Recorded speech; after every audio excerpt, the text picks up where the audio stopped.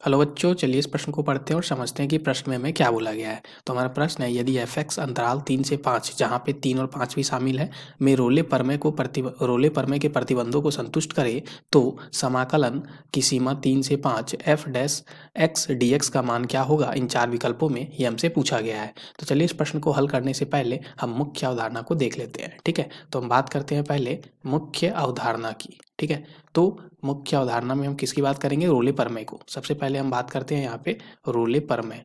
तो रोले प्रमेय अगर हम देखें तो ये क्या बोलता है, तो रोले प्रमेय हमारा क्या बोलता है, तो हमें पता रोले प्रमेय ऐसा बोलता है कि अगर कोई भी फलन f(x) जो है, ठीक है, वो हमारा क्या हो, f(x) सतत हो। ठीक है, अगर सतत हो किसमें, तो सतत हो यहाँ पे अगर मान लो a से b वाले में। ठीक है, यहाँ पे हम बात करें a से b के अंतराल में जहाँ पे a और b शामिल है और f(x) जो है वो हमारा अवकलनीय हो।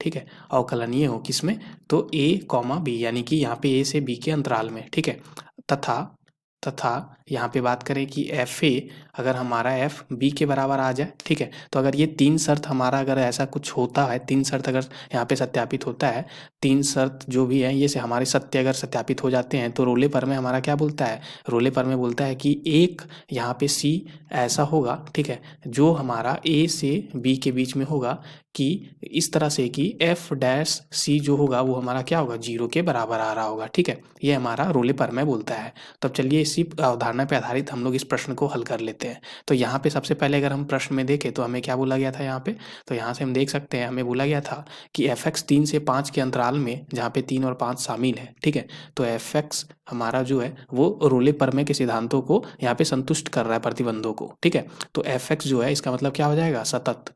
f(x) सतत है किसमें, 3 से 5 में। ठीक है, उसके बाद क्या हो जाएगा, f(x) अवकलनीय भी हो जाएगा। f(x) जो है अवकलनीय है। ठीक है, किसमें, 3 से 5 में। और हम क्या बोल पाएंगे कि f3 हमारा f5 के भी बराबर होगा, क्योंकि हमारा रोले प्रमेय के प्रतिबंधों को संतुष्ट कर रहा है 3 से 5 के अंतराल में जहाँ 3 और 5 शामिल है f(x). ठीक है, इसलिए हम ऐसा बोल पाएंगे। तो हम यहाँ से क्या बोल सकते हैं कि f3 हमारा f5 के बराबर होगा। अभी इसको समीकरण 1 बोल दो। तो हमें क्या ज्ञात करना है, हमें ज्ञात करना है यहाँ पे समाकलन f'(x) dx, जिसकी समाकलन की सीमा 3 से 5 है। ठीक है, तो हमें पता है कि f'(x) dx का जो हमारा समाकलन होता है वो f(x) ही होता है। ठीक है, और यहाँ पे हमारा क्या आ जाएगा, समाकलन की सीमा 3 से 5।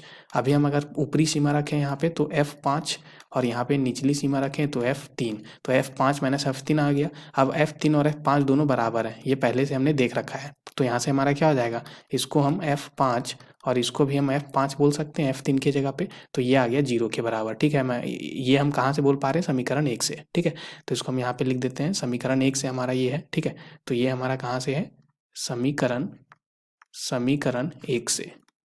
ठीक है, इसलिए हम f5 और f5 को यहाँ पे कैंसिल कर पा रहे हैं और 0 के बराबर यहाँ पे ला पा रहे हैं। तो हम यहाँ से बोल सकते हैं कि जो f'(x) है, ठीक है, यहाँ पे जो हमारा इसका मान था 3 से 5 f'(x) dx का मान वो क्या गया, 0 के बराबर। तो दिए गए विकल्पों में हमारा तीसरा विकल्प देखो यहाँ पे मैच कर रहा है, इसलिए तीसरा विकल्प हमारा सही उत्तर हो जाएगा। आशा करते हैं आपको इस प्रश्न का हल समझ में आ गया होगा। धन्यवाद बच्चों।